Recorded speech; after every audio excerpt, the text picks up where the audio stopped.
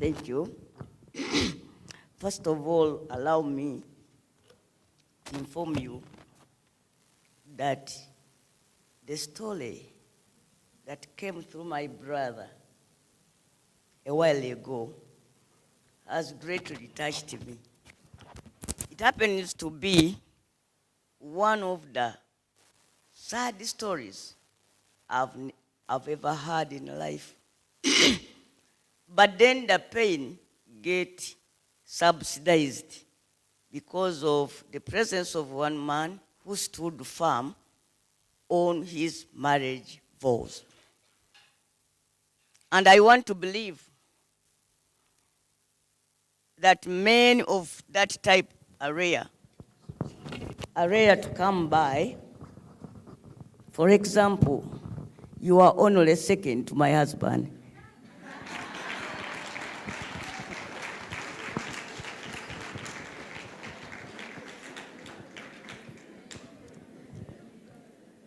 Thank you very much. You fought a battle. We lost it together, the battle. But the good thing is that that story remained with us so that we can use it to cause awareness. Thank you very much, my brother.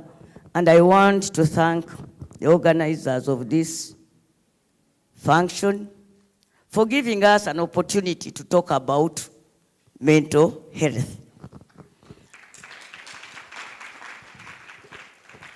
Maybe if I was to get an opportunity to talk about myself and the mental issues we face as politicians, more so politicians on the opposition, in an African country like Uganda, maybe I would take the whole day. Personally, I have been a victim of torture. The problem with torture is that it attacks both the mind and the physical body.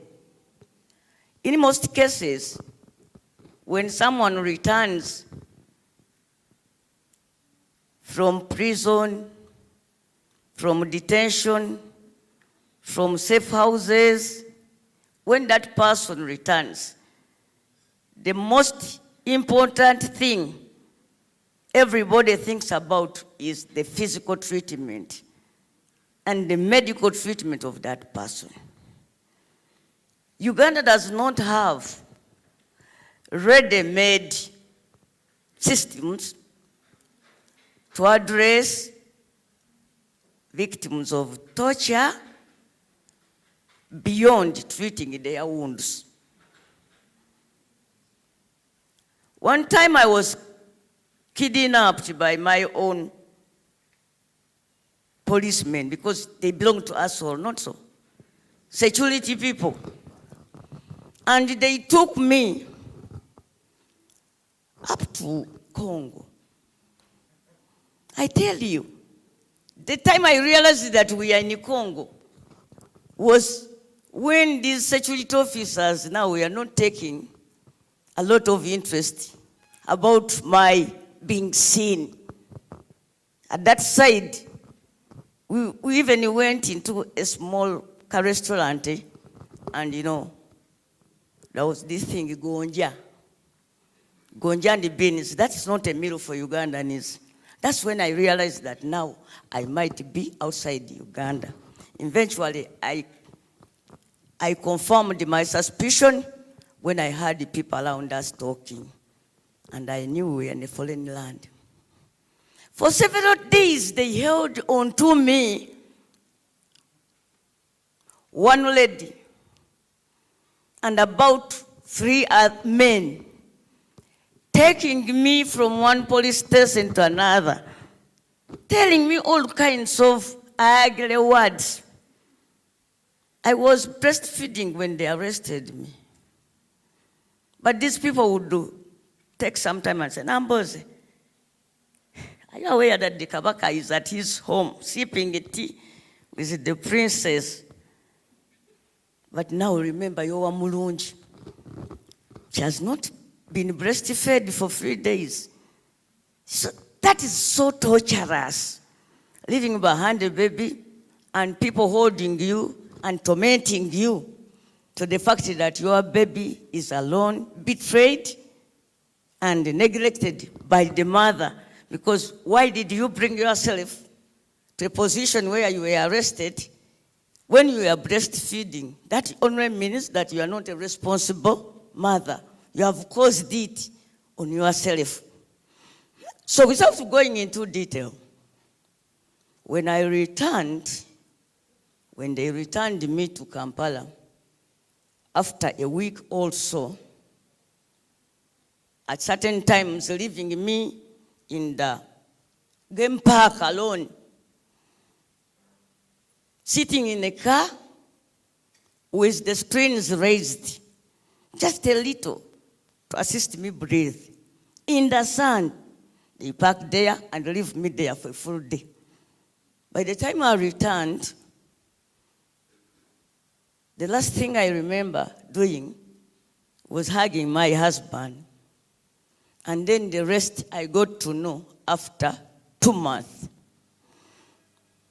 Honorable Miriam Matembe came to Lubaga to see me. And she's the person who contacted Dr. Mungerera. May my sister rest in peace. And she came in and took care of me.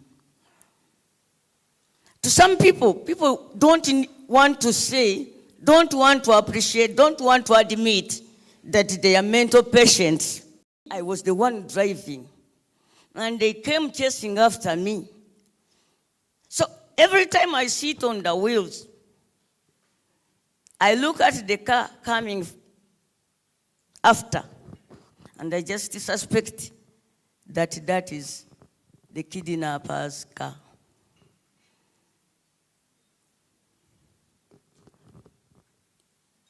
Yet you don't have an opportunity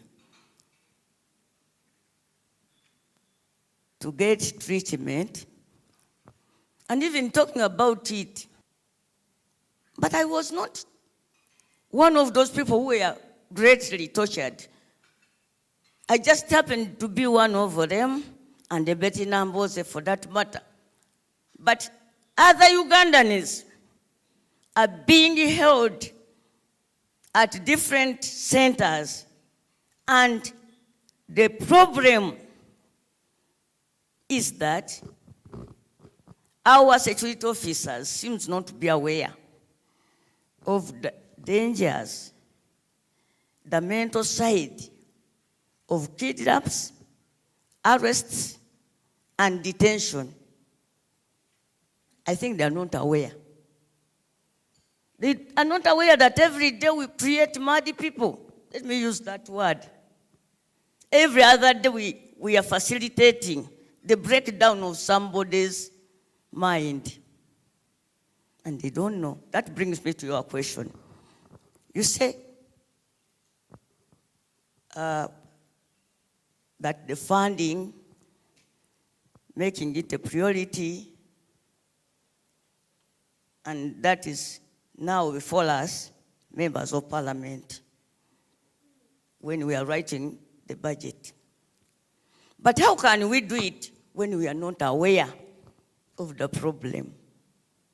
Because there are lobbyists who must get in touch with various MPs. They just forget that the qualifications that take me to parliament is senior 6 or its equivalent.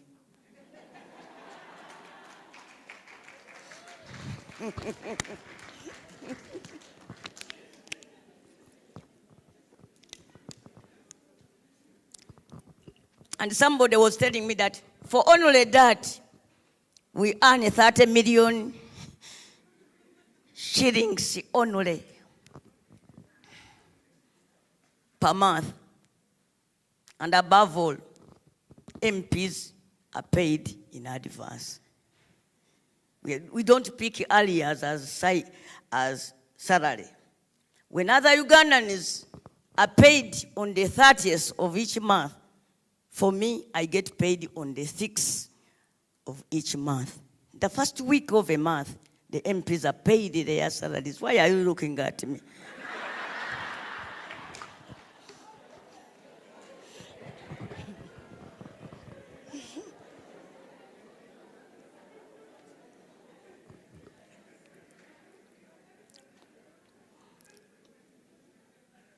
But unless you are a cruel person, none of us sit to pride himself or herself over such earnings. Because if everybody else around you is not earning, your 30 million shillings totals up to nothing. That's the problem with us politicians. But let me go back to the major point I want to raise. Mr. Serwanja, the point I want to raise is that even you, us politicians, we are not aware of this magnitude of a problem. Maybe we need to bring MPs down to hear my brother's story.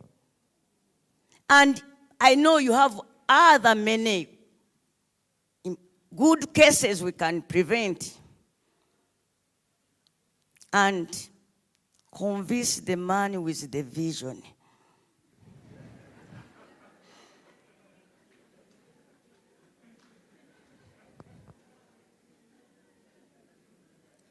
Among the people who should get away about this is His Excellency the President, government. If they get to know that even us shadow ministers would also be informed.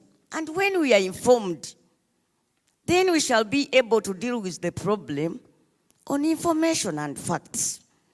So I want to request you, my brother, maybe I've not done what I should have done, sitting in this office, and then as a victim, because I wasn't aware.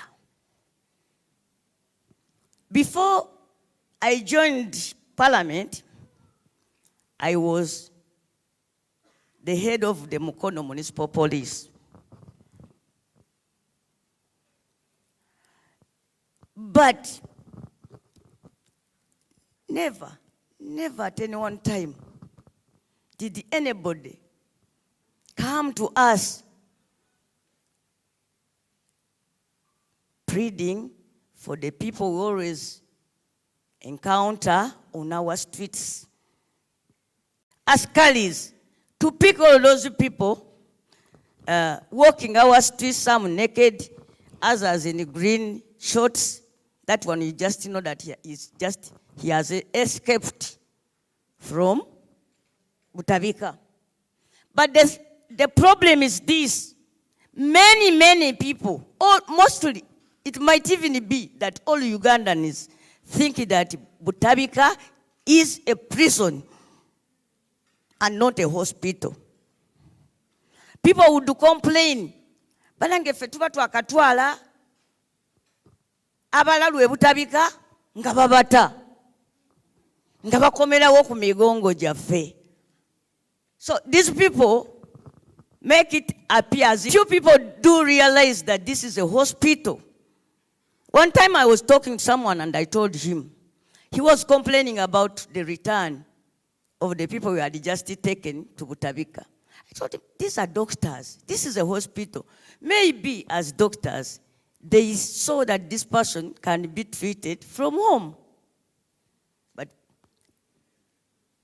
mentally sick Ugandans are ever beaten to the extent, waliyo nenjogere gamba, mbubu omulaba tokuba mulalu. But the fact is that people will always beat these patients. You can't imagine. Yeah. So, Mr. Serwanja, as I wind up and give you the final story, the final answer, I want to request you, because there should be somebody to do this. Our speakers are good people, starting with Kadaga and now Right Honorable Anite among.